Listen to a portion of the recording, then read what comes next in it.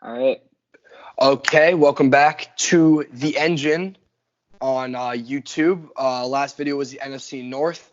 This one's going to be the NFC East free agency moves. Johnny Fogel, Nick Freeman, Nick Falk, glad to have you with us in these dire circumstances. As I said to begin the last video, we're going to be going division by division. Well, this is the NFC East edition, but we're going to be going team by team, seeing who left, who's staying, do we like the deals, how do we feel about the deals, this and that. And if I missed anything, Nick Freeman, fill them in. That's it. Here, nothing really. We'll be posting more content because of this. Sorry we haven't been here in a few weeks. Once again, hope everyone's okay with the coronavirus. Let's get it going. Starting out with the Dallas Cowboys, Anthony Brown, cornerback, signed a 3-year deal worth $15.5 million. Initial thoughts? This is a good deal for the Cowboys. He's a solid corner. He's really fast. Pretty good in zone. Solid deal. I give it a B. It's nice that they kept him for a cheap price too. Really, he's cheap. not gonna do too much. So the Cowboys obviously lost Byron Jones, which is making them thin at cornerback, secondary altogether. But having guys like Anthony Brown, Jordan Lewis, Chiboda Awuzie, can make up for it a little bit. So I think just having another guy will help them with the carryover. All of those guys are very young and aren't completely developed. But I mean, they're all athletes. They're all very good athletes. It's gonna take, but so is Byron Jones. I guess the Cowboys like athletic secondary players, but it's gonna take a while for the Cowboys to get back to where they were last year. Let's see what they can do for the rest of the free agency and draft. At least they have McCarthy now. Moving on, Amari Cooper re-signed on a 5-year, $100 million deal that includes $60 million in guaranteed money, $40 million at signing, another $20 million for injury that becomes fully guaranteed on the 5th day of the 2022 league year. I'm pretty sure this is like the simplest deal I've ever seen. I think it was something like he gets $10 million to sign and then $10 million bonus, and then it's $20 million for the next 4 years. Something it's like very simple like that. And he has no other incentive bonuses. We expected this, right, Nick Freeman? Yeah, I like this deal. He's a top 10, 15 receiver in the league, and you need to keep him. If you're going to keep Dak Prescott, Amari Cooper was what made him a solid quarterback, a really good quarterback. And I mean, they had to pay him this much also because there are reports the Redskins offered him $10 million more than this. So give him the long term. You have a number one receiver for 5 years. Even if it's a ton of money, it's worth it. I think it's evident that the Cowboys needed a key number one receiver after they let Dez Bryant go. So this is a great pickup. I mean, it's great that they re-signed him. You can't let him go. Great move. A-. Yeah, A- also. Next signing for the Cowboys, Kai Forbath, kicker. Pretty easy. You need a kicker. I don't care. Sign one. Yeah, who Don't cares? care. Blake Jarwin, tight end, re-signed with the Cowboys. They paid him too much. They paid him a lot of money. $9.25 million guaranteed, $24.25 million in the contract. It's obviously because Jason Witten's going to the Raiders. We also don't care about that because Jason Witten needs to retire. But very true. I think he's waiting Blake to retire until people forget about how bad of an announcer he is, so then he can go back in the booth. It's my favorite. Yeah. Okay. Also, everyone from the Monday Night Football squad is on the Raiders now. They got John Gruden, Mike Mayock, and Jason Witten. That's great. Well, all they need is Booger. They need Booger. Booger needs to unretire from the NFL. Anyway, needs to go to the Raiders. They're overpaying Jarwin. He's a pretty bad tight end. I don't think he's ever gotten 500 yards, but I guess they need someone. Yeah. And there's not much guaranteed. They've had a need for tight end for a while. That's why Witten came back in the first place. Well, of course, because they were so to avoid announcing. They were so sad at tight end with Jason Witten, and all of a sudden they had a huge tight end need with Jason Witten. Yeah. This is confusing. Why did you pay him this much? But I guess they need him, so it's maybe C+. Yeah, I guess. Moving on, Sean Lee, I'd say he is the defensive Tom Brady. He's like the definition of taking less. Like he could have been so paid way more during his career, but he's taking less. He's taking less a lot of times. teams are scared of him, though, because he gets injured pretty much every season. Yeah, That's every true. season. That's true. But he is a very athletic, talented linebacker. He's been on He's the Cowboys old, for a and really long time. He's old. He's an outstanding role model to Leighton Vander Esch and Jalen Smith. Like, he knows what he's talking about. I think it's good to have a guy like him on the team. They could use defense, and he still can play football a little bit, but just having him in the locker room will be very helpful. Yeah, simple signing. Yeah. Moving on, Joe Looney, center/guard, re-signing with the Cowboys on a 1-year deal. Okay. Yeah, okay. Just some depth. I mean, they have a good offensive line. Yeah, all right. We know that. Gerald McCoy, defensive tackle, agreed to terms with the Cowboys on a 3-year, $18 million deal. What do we make of this? This is a cheap deal for him, but it's a 3 years, which is a lot of years for someone who's pretty old. I like the deal though. I think what's going to happen with Gerald McCoy is they're going to play him in like 25-30% of the snaps, and he's going to make impact plays, but he's not a 3-down defensive tackle anymore at all. The Cowboys have a lot of depth that they can they like to throw in lots of different players in their line. Like they don't necessarily have a lot of stamina. Only half of them are criminals now. Yeah, exactly.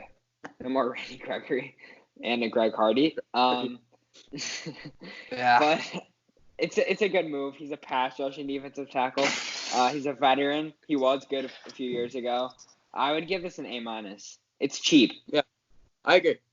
Yeah, I liked it. Moving on, something that we assumed it was going to happen. We predicted it on the show a couple of weeks ago if you want to go check that video out. But the Cowboys put an exclusive franchise tag on Dak Prescott. We thought this was going to happen. They didn't want to pay him. Or I guess they did, but they just couldn't come to an agreement. It seems like he wants to be here, so I wouldn't really be upset if I was Dak Prescott. He'll get his money eventually. Yeah, I think this was the plan for him to stay. It was definitely a last resort. I think the Cowboys should be pretty bummed he didn't accept those $34 million deals because they're probably just going to have to pay him even more next year. It's concerning with Mahomes and Watson. Yeah, they're both getting paid, plus the new collective bargaining agreement. Yeah, and I've heard a lot of talk about this, that the Cowboys are doing Dak dirty and stuff like that, but they aren't. I don't understand. This isn't even close to doing him dirty, and people are saying, well, he's been efficient, all this, that, and it's not his fault that they lost playoff games. Well, he hasn't really won a ton, so he doesn't deserve. And they threw him tons of money that he declined. Exactly. He has a great offense too. It's not like he's carrying this team. He's a good quarterback. He's not a game changer. Yeah. Okay. What's the next team? Next team, New York Giants. New York Football Giants. Okay, first signing, James Bradbury agreed to a 3-year, $45 million deal. He's a cornerback. What do we make of this? It's expensive, but he is very good, I think, in my opinion. Very underrated. And they needed secondary desperately. DeAndre Baker is not – he's – Jabril Peppers, he's safety. But in terms of corners, after losing George Jenkins, who's falling off a cliff in production, this is a desperate need, and it's a solid pickup. So I actually really like the move. Corners. DeAndre Baker, Julian Love. I would not call them good. There's a lot. You could probably put 30 young corners above them. They need someone else. This is probably a bottom 3 secondary in the NFL. Yeah. So Bradbury at first it seemed a little expensive, but when I saw the other cornerback signings, like Trey Waynes is getting paid pretty much the same as him. Bradbury's definitely a fringe number 1 cornerback, and he'll get it done. I kind of like it. Yeah, we haven't seen him. I like it.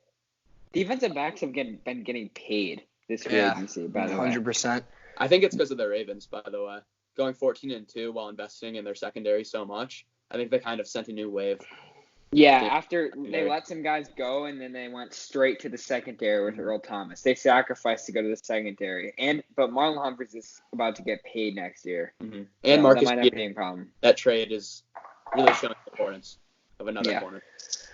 Moving on, the first of 2 former Packers linebackers, Kyler Fackrell agreed to a 1-year, $4.6 million deal. I mean, I think it was in 2018. He had like 9 sacks, and like 6 of them came in like 3 or 4 games. But he hasn't really. I think he had a 4-sack game. Maybe it was 3. Yeah, I think we went to the Seahawks and they still lost that game. I don't know. It's not really that important. He wasn't that great in 2019, and the Packers didn't really seem too keen on re-signing him. He's like a blitzing linebacker. He's not an edge. It's cheap. He's not very good. It doesn't matter at all. If you're lucky, him and Martinez will be able to play a decent linebacker role for a year.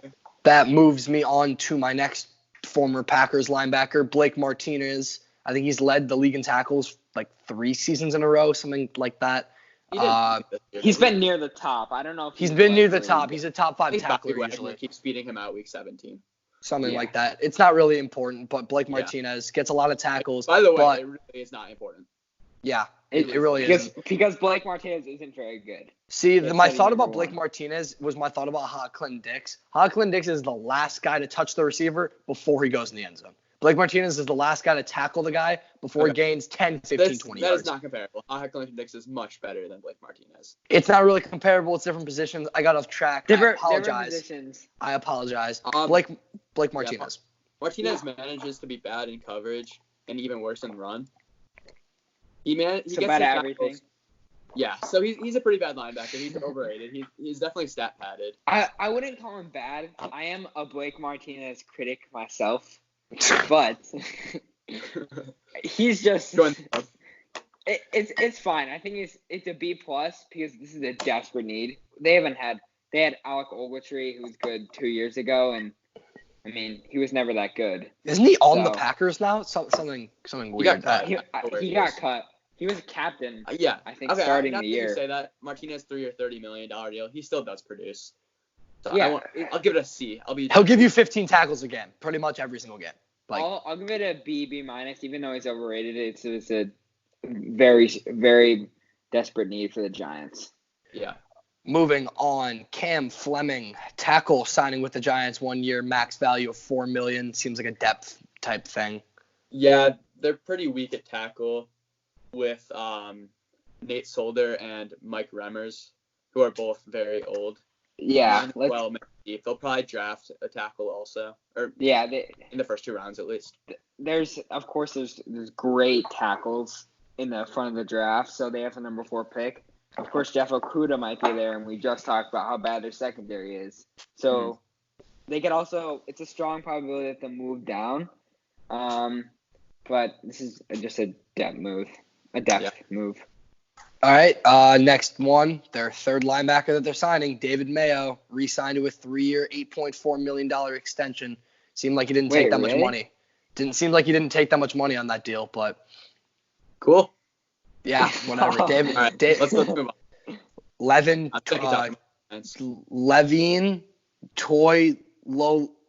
whatever. Tight end agreed to. Thank you, Nick Freeman. Agreed to a 2-year, $6.2 million contract. He's a tight end. I think tight end's a dying. Names. I think it's not a dying position. Yeah, it's a dying position. I'm gonna say something. I don't care about Levine Toilolo. Wow, bold take. Bold take. That's a hot take. That is a hot take. I mean, I disagree with the position of tight end completely. In my fantasy football league, there's no tight end. It's 2 flexes. You can come at me with that if you want to. I don't like tight ends. They piss me off every year. But whatever. George Kittle can't piss you off. Why did they want him? Amazing. He should be their 3rd string.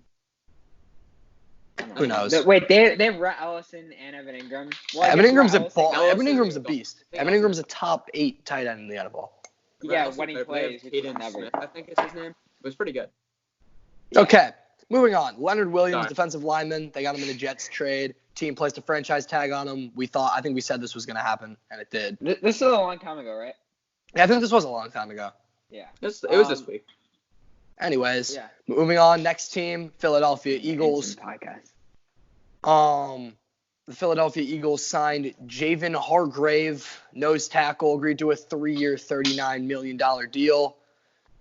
He, at the time, was the highest paid nose tackle in the league. It got broken by DJ Reader a day later, but it was probably a good day for him. DJ Reader on the Bengals, I believe, is what. You're a Steelers fan? Yeah. We were never gonna keep him though because we don't have any money left. But he was actually a really underrated player. This is a great sign for the Eagles. Everyone wants the Eagles to get a player in the secondary because of course the secondary has looked awful last year. I think he'll be great alongside Fletcher Cox. I'd give this an A minus actually. I agree. He brings more pressure than people think at the nose tackle position. And Fletcher Cox is one of those guys who is one of the most disruptive players in the league, but he never shows up on the stat sheet. I think with a guy next to him, this might be Fletcher Cox's year towards the end of his career, or maybe he gets 10 sacks. Just because he'll have a really strong defense front, and then they can invest in their secondary. Yeah. And the thing that people forget, like, this Eagles team was a Josh McCown injury away from going to Lambeau Field. Like, they outplayed the Seahawks for the majority of that game.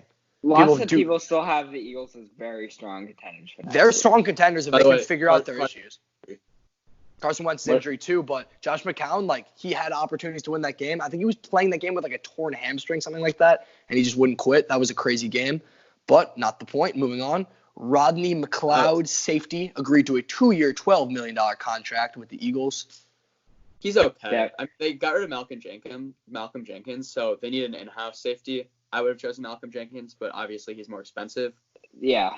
So he brings versatility. I'm okay with that. I think Malcolm Jenkins wanted to go to the Saints. We'll talk about that later. But Jalen Mills, another safety. Seems just like they're getting depth, like we were talking about.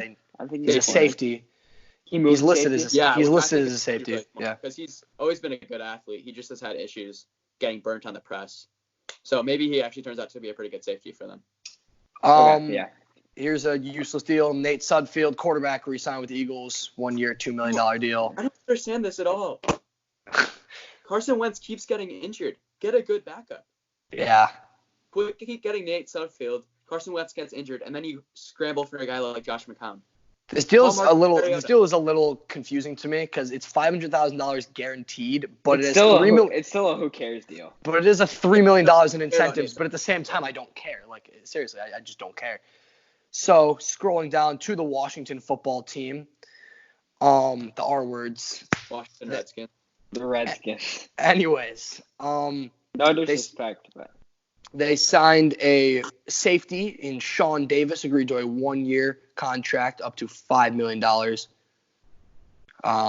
He's on the Steelers last year, and he's okay. He's a good hitter. He's a good hitter, but exactly. Puts the pop. Absolutely pops some fellas on the field. Another Sean safety Redskin. Okay. Moving on. Thomas Davis, former Panther, will join his former coach, Ron Rivera, in Washington. Very old. So washed. Like, unbelievably washed. And he's torn his ACL like 4 times or something. Yeah. Shout out to him. Keep going, man. I think he's one of the best people in the NFL, though. He consistently was getting close to Walter Payton Player of the Year. They were doing polls. They were doing polls in the NFL, and he consistently won like best person to be around. Like, he's a really good friend. Since the Redskins are going for this culture shift, I like it. Yeah, I dig it. I totally agree with it. Yeah, I can dig it. Kendall Fuller, cornerback, agreed to a 4-year contract worth $40 million. Yeah. The Chiefs switched him up this year. They moved him to safety, and it obviously did not work out. It kind of crashed his career. Mm-hmm. So this is something I think he can get a career revival, though. Yeah, he was on the Redskins, and they traded him in that Alex Smith deal. It was pretty much Kendall Fuller for Alex Smith. He was one of the best slot corners in the league when he played there. So maybe they can put him next to Quentin Dunbar and he'll have a really good season. He's still really young. I actually like the deal. I do too. Lots of people were hating on it because it is kind of expensive, but I'm okay with it. He hasn't been good in a few years, though, which is an issue. Also, they are about to get Chase Young. I would give it a B-. Or Tua. You'll see maybe in our next mock draft who they get. Well, we'll see. Anyways, J.D. McKissick, running back. I think he's a former Ohio State man. Does that ring a bell? Notre Dame, I think. Notre Dame? Yeah, that's right. Not really important. Yeah, signing a 2-year deal with the R words. Doesn't say how much money it is. The Redskins. It gives him a little explosivity. He's a pretty good receiver. Whatever.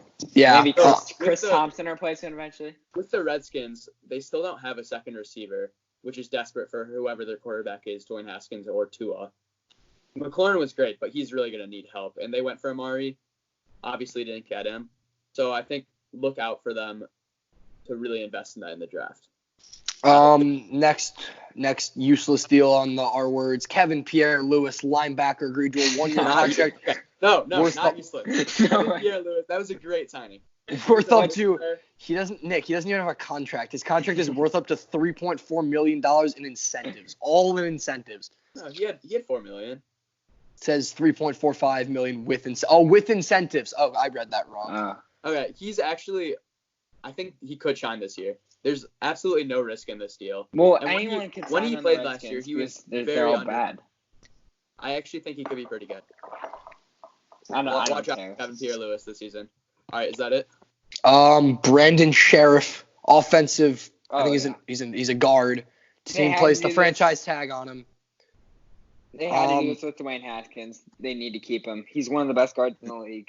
With his injury, it makes sense. They still have a gaping hole at tackle, especially if they end up trading Trent Williams, which seems like it will happen, but I don't know to who. There's been no rumors lately, so it's kind of weird. It's because Trent Williams was asking for $20 million a year, but I don't think he should play. Yeah.